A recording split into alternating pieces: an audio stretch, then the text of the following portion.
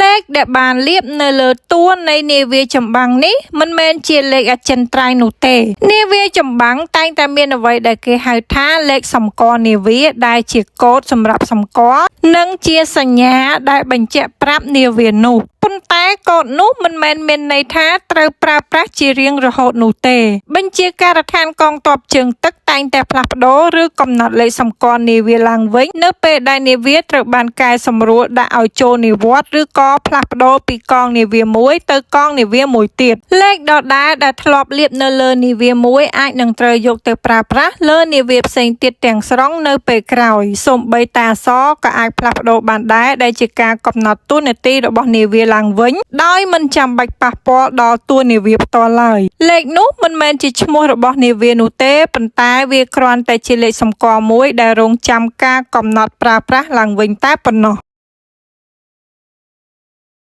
តើអ្នកដឹងទេថាហេតុអ្វីបានជាសត្វពស់ខ្លះគឺស៊ីកន្ទុយរបស់វានៅពេលដែលសត្វពស់មានភាពតានតឹងខ្លាំងឡើងកម្ដៅខ្លាំងឬវង្វេងស្មារតីទាំងស្រុងសភាវគតិនៃការស្រេកឃ្លានគឺអាចចាប់ផ្ដើមយ៉ាងខ្លាំងវាយល់ខុសថាកន្ទុយរបស់វាគឺជាចំណីប្រសិនបើវាលេបច្រើនពេកកន្ទុយគឺអាចជាប់គាំងនៅក្នុងពោះរបស់វាដែលបង្កើតបានជាការស្ទះហើយក៏បង្កជាគ្រោះថ្នាក់ដែលអាចបណ្ដាលឲ្យវាស្លាប់បានវាជាឧទាហរណ៍ដ៏ព្រៃផ្សៃនៃរបៀបដែលសភាវគតិមានអំណាចនៃការគ្រប់គ្រងខ្លួនឯងបើគ្មានសភាវគតិទេវាលែងគ្រប់គ្រងខ្លួនឯងបានទៀតហើយ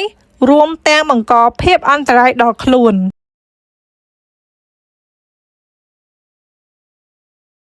នៅពេលដែលអ្នកមិនគេងខួរក្បាលរបស់អ្នកចាប់ផ្ដើមញ៉ាំការតភ្ជាប់នៅសារធាតុចិញ្ចឹមរបស់វាខួរក្បាលបាត់បង់ប្រសិទ្ធភាពដោយសារតែកាកសំណល់បង្កើតរវាងកោសិកាសរសៃប្រសាទការចងចាំការយកចិត្តទុកដាក់និងល្បឿនប្រតិកម្មមានការថយចុះដែលជាសញ្ញាមិនល្អសម្រាប់ខួរក្បាលអរម៉ូនស្ត្រេសកើនឡើងធ្វើឲ្យប្រព័ន្ធសរសៃប្រសាទមានការប្រុងប្រយ័ត្នជានិច្ចការគ្រប់គ្រងជាតិស្ករនៅក្នុងឈាមកាន់តែអាក្រក់នៅពេលដែលកោសិកាឆ្លើយតបតិចទៅនឹងអាំងស៊ូលីនសញ្ញានៃចំណង់អាហារផ្លាស់ប្ដូរការបង្កើនភាពមិនឃ្លាននិងសាច់ដុំងើបឡើងវិញកាន់តែយឺតនៅពេលដែលអរម៉ូនជួសជុលធ្លាក់ចុះប្រព័ន្ធភាពស៊ាំចុះខ្សោយបណ្ដាលឲ្យមានការថយចុះការការពារប្រព័ន្ធប្រឆាំងជំងឺការគេងគឺជាការថែទាំយ៉ាងសកម្មដែលស្ដារការរំលាយអាហារធ្វើឲ្យខួរក្បាលអ្នកសម្រាកនិងប្រព័ន្ធស្ដារឡើងវិញនៃរាងកាយកាន់តែប្រសើរ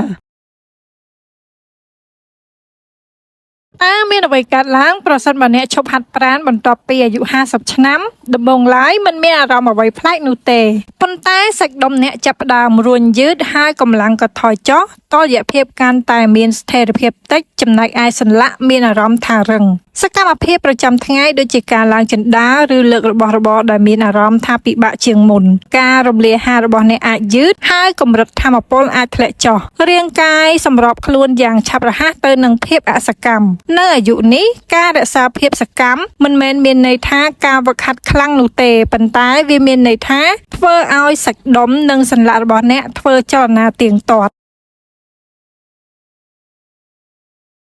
ធ្លាប់ឆ្ងល់ទេថាមុនចាប់ផ្ដើមដោយរបៀបណាវាចាប់ផ្ដើមជ្រៅនៅក្នុងឫសរោមរបស់អ្នកស្បែករបស់អ្នកបូមចេញប្រេងហៅថាស៊ីបាំដើម្បីរក្សាវាឲ្យទន់ប៉ុន្តែនៅពេលដែលកោសិកាស្បែករបស់អ្នកងាប់វាលាយជាមួយនឹងប្រេងនេះពួកវាបង្កើតជាទឹកដ៏ស្អិតដែលបិទរន្ធញើសបាក់តេរីចូលនៅក្នុងនោះហើយចាប់ផ្ដើមចិញ្ចឹមវា